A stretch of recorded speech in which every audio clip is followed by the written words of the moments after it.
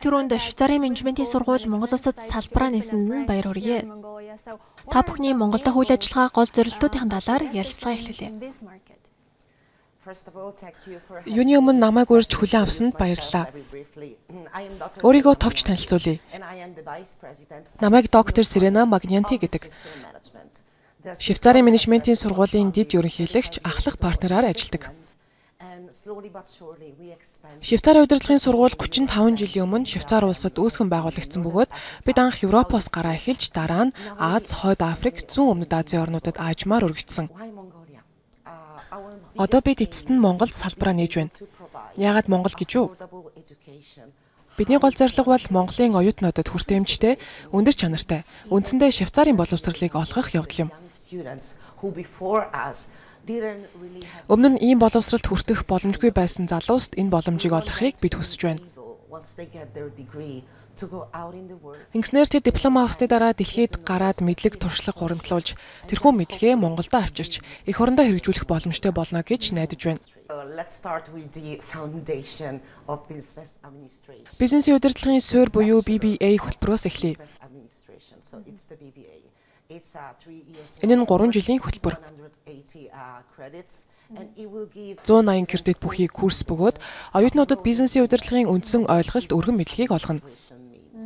With that program, they will be able to enter the job market first of all, but if they want, they can proceed with their academic path. Энэ хөтөлбөрийн дараа оюутнууд шууд ажлын байранд гарах боломжтой. Эсвэл хүсвэл академик замаа үргэлжлүүлэн MBA хөтөлбөрт элсэх боломжтой. MBA хөтөлбөр нь 1.5 жил үргэлжилдэг бөгөөд ийм зэрэггүйгээр удирдах зөвлөлд суух бодит шийдвэр гаргагч болох нь маш хэцүү юм.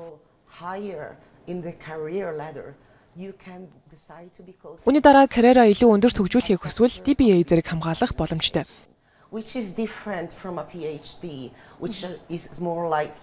DBA нь философийн PhD-гээс ялгаатай бөгөөд практик ур чадвар, хэрэгцээтэй хэрэгслүүдийг олгож, оюутнуудад бизнесээ удирдах эсвэл гүйцэтгэх захирлын түвшинд ажиллах боломжийг бий болгодог.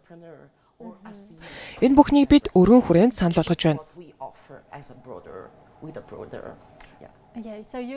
Та гол хөтөлбөрүүдийн суурийг тайлбарлалаа. За тэгвэл одоогийн Монголын хөдөлмөрийн зах зээлийн хэрэгцээнд Швейцарын менежментийн сургуулийн аль хөтөлбөрүүд нь хамгийн өндөр эрэлттэй байна гэж та харж байгаа вэ?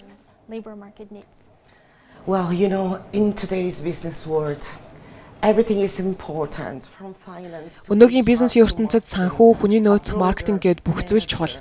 needs to know everything. But actually what I like to say it's if Менежер хүн бүх талын мэдлэгтэй байх ёстой ч миний онцолж хэлмээр байгаа зүйл бол өнөөгийн бизнес нь зөвхөн B2C, B2B биш, харин хүнээс хүн рүү буюу хүн хоорондын харилцаанд суурилж буй явдал юм. So it's a human touch that really counts.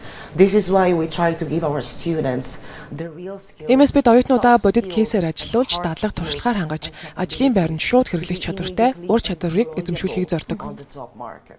How do we do that? We give them real case study examples, but also Үүнийг онцлох зүйл нь SSM нь одоо дэлхийн 11 улсад салбартай. And something that in my opinion is worth mentioning is that the Swiss School of Management is now present. Бид Италийн Ром, Милан, Испани, Мадрид, Барселона болон Дубай, Каир, Булангийн орнуудад салбартай. We are in Spain, Madrid and Barcelona. We are in Dubai. Харин одоо Монголд нэг салбараа нийлээ. Now we are in Mongolia. If a student from Mongolia wants to study up to 3 months around abroad in one of the Swiss School of Management branches, they can do so. They can get the exposure. Монгол дахь оюутнууд маань хүсвэл эдгээр салбаруудын аль нэгэнд 3 хүртэлх сараар суралцаж, олон улсын бизнесийн орчинтой танилцж, мэдлэг туршлагаа Монголд авчран улам хөгжүүлэх боломжтой. SSM-ийн ирэх 3-5 жил хэрэгжүүлэх гол стратегийн зорилтууд нь юу байх вэ? Well, the vision is to be able to continue. Бидний гол зорилго бол дэлхийн хаанч боломжийн үнэтэй өндөр чанартай боловсрол олгосоор байх явдал юм. Монгол бол үний тод жишээ. Гадаадд сурах боломжгүй оюутнууд ч эх орондоо чанартай мэдлэг эзэмшиж, ирээдүйн манлайлагчид болох нөхцөл боломжтой болохыг бид хүсэж байна. SSM сүүлийн 35 жилийн турш манлайлагчдыг бэлтгэнэ гэсэн зарчмыг баримталж ирсэн бөгөөд бид ирээдүйн удирдагчдыг төлөвшүүлэхийг зорьдог. Өнөөдрийн Монголын залуусыг бид чадвар ирмэлцлээрээ ялж чадна гэдэгт итгэдэг. Монголдоо ч дэлхийд ч өөрийгөө сорж амжилтанд хүрээсэй гэж хүсэж байна. Тайлангуудаас харахад төгсөгчдийн эзэмшиж байгаа мэдлэг болон бодит ажлын байранд шаардлагах ур чадваруудын хооронд ихээхэн зөрүү байгааг дурдсан байсан. Энэ нь зөөлөн ур чадварууд болон техникийн ур чадваруудыг хамарч байна. Тэгвэл бизнесийн боловсрол энэ асуудлыг хэрхэн шийдвэрлэх шаардлагатай вэ? Absolutely, of course, with giving them the possibility. Мэдээж тэгэлгүй яах вэ? Бид оюутнуудад бодитоор ажиллах, туршлага хуримлуулах боломж олгохыг чухалчилдаг. Одоо Монголд бид Finsight компанитай хамтран ажиллаж байна. Та бүхэн Finsight-ыг сайн мэдж байгаа гэдэгт итгэлтэй байна. Энэ компани оюутнуудад шаардлагатай туршлагыг олгох боломжтой. Тэд хүний нөөц, санхүү, нэгтлэн бодох бүртгэл болон бусад ямар ч чиглэлээр дадлаг хийж болно. Ийм байдлаар SSM-ийн диплом авсны дараа оюутнууд ямар ч төрлийн ажлыг хийх чадвартай болж байна. Харин үүний эсрэгээр ажил олгогчид маш сайн дүнтэй диплом байна. Гэхдээ та офис дээр юу хийж чадах вэ гэж асуухад хариултгүй болно. How can you perform in an office? Бидний зорилго бол ийм байдлаас ангид эхний өдрөөсөө офис компани удирдах чадвартай бодит манлайлагчдыг бэлтгэх явдал юм. Одоогоор Монгол улс боловсролын системийн чанар болон хөлбөрийн зах зээлийн уялдааг сайжруулахаар реформын олон ажил хийхээр төлөвлөж байгаа. Энэ чиглэлд SSM ямар байдлаар дэмжлэг үзүүлэх боломжтой гэж та харж байгаа вэ? Дахин хэлэхэд бид практик ур чадварт онцгойлон анхаарч байна. Өөрөөр хэлбэл бодит амьдрал дээр гараад амжилттай ажиллаж, өөр шаардлагатай бүх ур чадварыг бүрэн эзэмссэн онол мэдлэгээс гадна практикт өөрийгөө бүрэн дайчлан ажиллаж чаддаг бүх талын ур чадвартай төгсөгчийг бэлтгэхийг зорж байна. Энэ нь Европт төдий Азад бидний харж ирсэн өөрчлөлтүүдээс огт ялгаагүй. Томоохон өөрчлөлт бүрт шинэ ур чадваруудыг шаардаж байдаг. Тиймээс бид хамгийн сүүлийн үеийн чиг хандлагад нийцсэн шинээр шаардагдаж буй ур чадваруудыг оюутнуудаа зааж тэднийг өрсөлдөх чадвартай болгохыг зорж байна. So of course AI and technology is improving all the time. Хэмэл оюун технологийн хөгжлийг энэ дуртаас өөр аргагүй. Технологийн хөгжилтэй уялдуулан хөтөлбөрүүдээ хэрхэн шинжлэх вэ? Энэ чиглэлийг хөтөлбөрүүдтэй шингээхийг зорж байгаа юу? Тэгэлгүй яах вэ? Хэмэл оюунтай найзлах цаг үе бидний өмнө ирээд байна. Урд нь хүмүүс телевиз, радио, бүр тооны машиныг хүртэл айцтайгаар хүлээн авдаг байсан. Үүний нэгэн айдлаар оюутнууд хэмэл оюуныг зөв ашиглахыг сайн мэддэг байх шаардлагатай. Гэхдээ хизээч ямар ч нөхцөлд хүний мэдрэмж сэтгэлгээ харилцааны үндсэнийг алдаж болохгүй. Хэмэл оюуныг ашиглаж болно.